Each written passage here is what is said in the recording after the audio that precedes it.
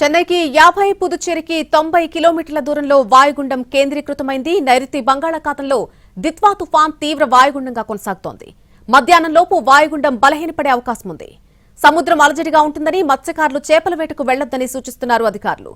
దక్షిణ కోస్తా తీరం వెంబడి గంటకు 45 నుంచి 65 కిలోమీటర్ల వేగంతో ఈదురుగాలు వీచే అవకాశం ఉందని అన్నారు. తుఫాను ప్రభావంతో నెల్లూరు, తిరుపతి జిల్లాల్లో కొన్ని చోట్ల భారీ నుంచి అతి భారీ వర్షాలు కురిసే అవకాశం ఉంది. కోనసీమ, పశ్చిమ గోదావరి, కృష్ణా, గుంటూరు జిల్లాల్లో అక్కడక్కడ మోస్తరు నుంచి భారీ వర్షాలు పడొచ్చని చెబుతున్నారు. బాపట్ల, పల్నాడు, ప్రకాశం, కడప, అన్నమయ్య, చిత్తూరు జిల్లాల్లో మోస్తరు నుంచి భారీ వర్షాలు కురిసే అవకాశం ఉందని వాతావరణ శాఖ అంచనా వేసింది. దాంతో అన్నమయ్య, కడప, తిరుపతి, ప్రకాశం, నెల్లూరు జిల్లాల్లో స్కూళ్లకు నేడు సెలవు ప్రకటించారు అధికారులు.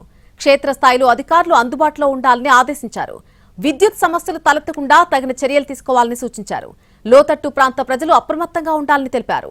నదులు, వంకలు దాటరాదని హెచ్చరించారు.